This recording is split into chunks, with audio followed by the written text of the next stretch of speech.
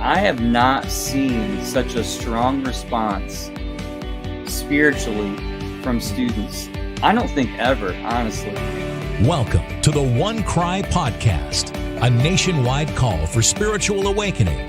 The goal, accelerating the movement of God through sharing revival truth, stories, and reports.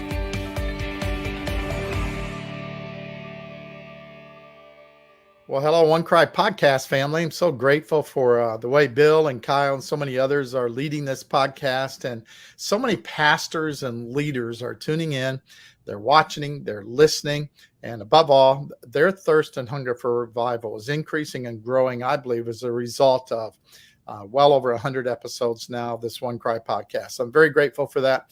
And I'm blessed as a One Cry founder to be able to periodically just interview a testimony, a story, or a strategic partner in the mission of revival. And so today, I'm so grateful to have Geoff Eckart. He is pastor of up in Grand Rapids. He leads a ministry called Never the Same, a powerful ministry to junior high and senior high. And he's also more recently taken over the role of the National Prayer Committee, following David Butts, who served in that capacity for over 2 decades. So I am so grateful today to talk to Geoff, particularly. Geoff, by the way, where in the world are you? You look like you're in a space capsule. Is that where you are? I'm in my RV right now in Iowa for one of our summer youth camps. Wow, Iowa, summer youth camp. That's better than, some political rally that typically takes place in Iowa, right? It's happening right now, actually, all over the state. Somebody reminded me of that. Yeah, well, good. And you do these in the summertime. And as a result of that, honestly, you are really engaged, and I've so appreciated this, and have a pulse with what God's doing, especially among youth and even campuses and college age. And I just thought it'd be great for our podcast pastors and leaders and just listeners and viewers to kind of get caught up, or 6 months maybe since February or so, since God moved there at Asbury. And I don't know what you've sensed as far as continuing stirrings or spirit of revival, anything different in just your touch points out there with youth, particularly this summer. Talk to us a little bit about Asbury and the after effects. Yeah, boy, Asbury. My wife and I and our youngest daughter got there on Saturday when Asbury had started on Wednesday. So we were there before really a lot of people were showing up. We were one of the first kind of outsiders, I think. And so got to experience that. And then Byron, we were there that when it ended, that last day in the Collegiate Day of Prayer. Yeah. And it's interesting, watching it and seeing it from a perspective of being there in person, right at the beginning and right at the end, but not being there, as a part of the Asbury family and community, but watching it from the outside, seeing it impact the church I pastor, Daybreak in Grand Rapids. Mm-hmm. We came back, we drove back late through the night Saturday when we were there, and I just shared that morning, hey, this is what we experienced, and people just flocked to the front, to the altar, and it was a very unusual, what I would call kind of spillover moment, and we heard a lot of that happening. And then going into the summer, we had something really interesting. My wife is the camp director. I founded this camp. It's called NTS Camp. That's where I'm at right now. But we were interviewed, and in the interview, she was asked, how will you lead or experience camp differently as a result of Asbury this year?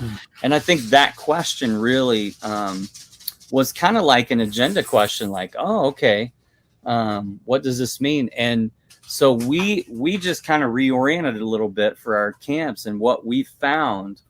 And I started this camp in the year 2000. This is our 24th summer. We missed one from COVID in 2020, but I would say, Brian, that number one, I have not seen such a strong response spiritually from students. I don't think ever, honestly. And we have seen a hunger and a desire from young people to experience God in a way I've never noticed. And I'll give you one example just that happened Just a few days ago, we had a student come forward to pray for healing. And we've been seeing an extended time of worship and prayer every week. Now we're talking about students that attend our camps all the way from the western part of the United States and western South Dakota, all the way over to New York, all the way down to like Louisiana, Texas, and everywhere in between. And we've seen the same thing. So it's not just isolated to one area or even one type of church. Big churches, mega churches, all a universal expression. So we had a student come forward during one of our extended, just kind of impromptu worship and prayer moments, praying for healing from some sexual abuse that she'd experienced in her past, ask her pastor to pray for her.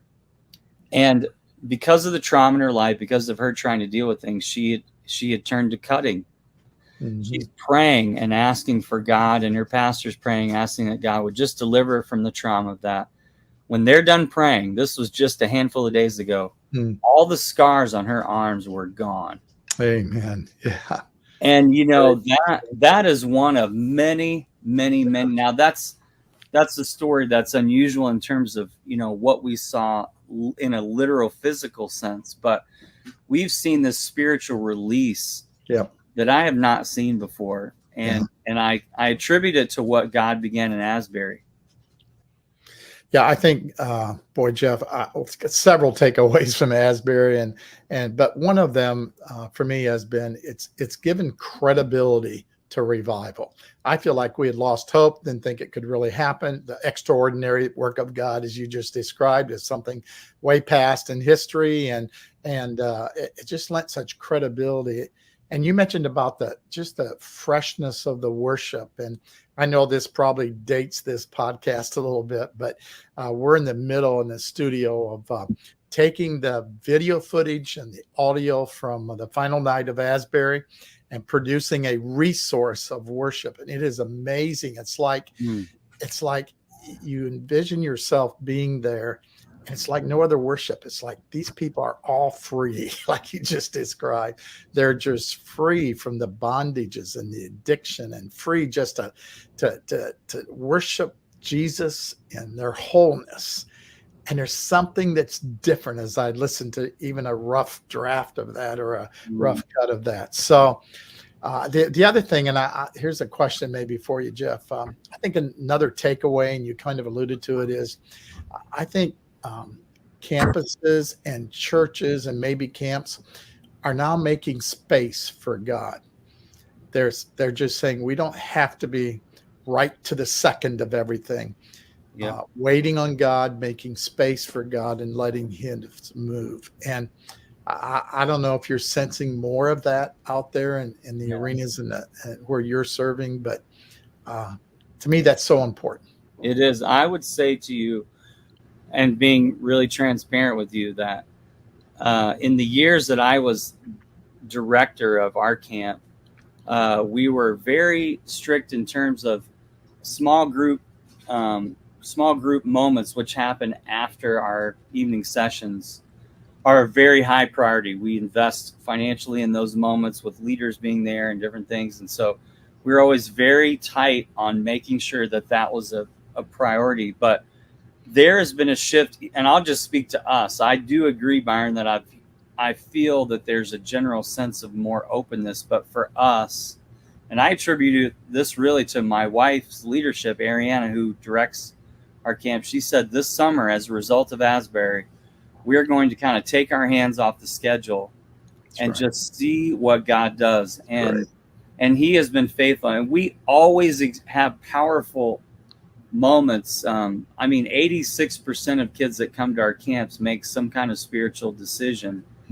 But this summer is different. It is different. And we absolutely have felt like it is a direct result of that freedom and of what God began there on that campus of Asbury in February, without a doubt.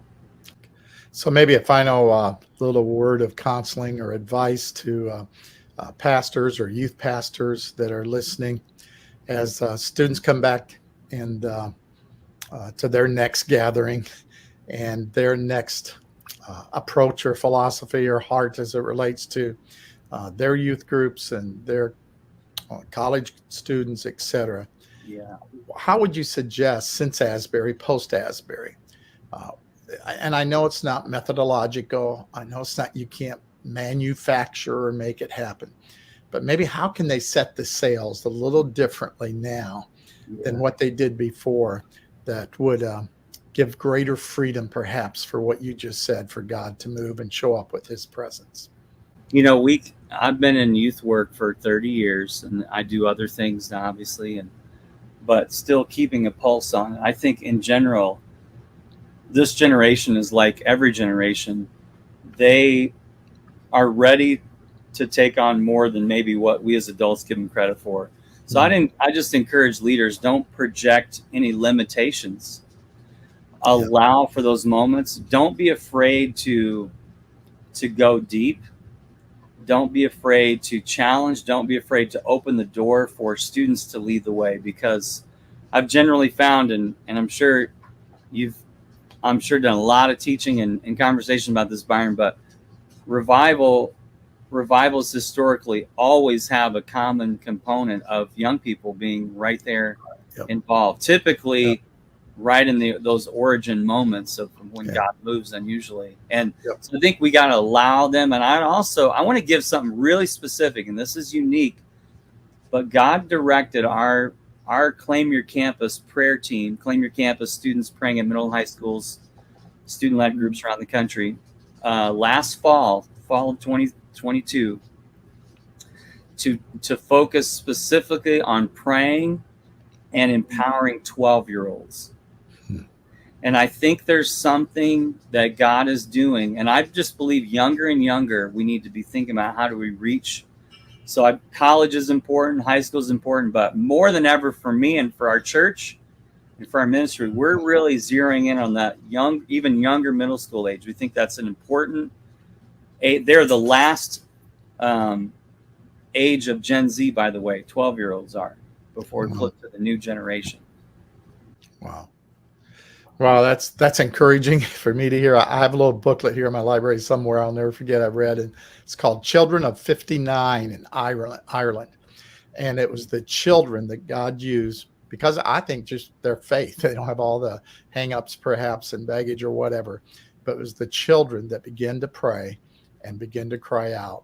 And that was the ignition point of a revival. So, wow, thank you for reminding us the importance of that age group and the youth, and what God is doing in and through them. And you are so right. Think of Evan Roberts, even Jonathan Edwards, when he preached sinners in the hands of an angry God, and the Jesus movement, and the list goes on. It's that 20 and 30-year-olds that often God even uses to ignite something and give leadership to it. So, Geoff, thanks for your leadership all these years, and I'm so grateful for you and where God has placed you. I don't know how you can be a husband. Maybe your wife is asking the same question. The National Prayer Committee chairman, never the same. Claim Your Campus. And I notice on Never the Same, you focus on theology, community, I think, and technology, and then do all this itinerant speaking and pastoring a church there at Daybreak in the Grand Rapids area. But wow, I commend you for giving your whole and pouring your heart and life into this. So God bless you, Geoff. Thank you, One Cry podcast family. And pray for Geoff. Pray for Never the Same. Pray for the National Prayer Committee and all that is involved there, that God would just really anoint and empower it all. Thank you. And God bless you. Yeah. Thank you, Byron.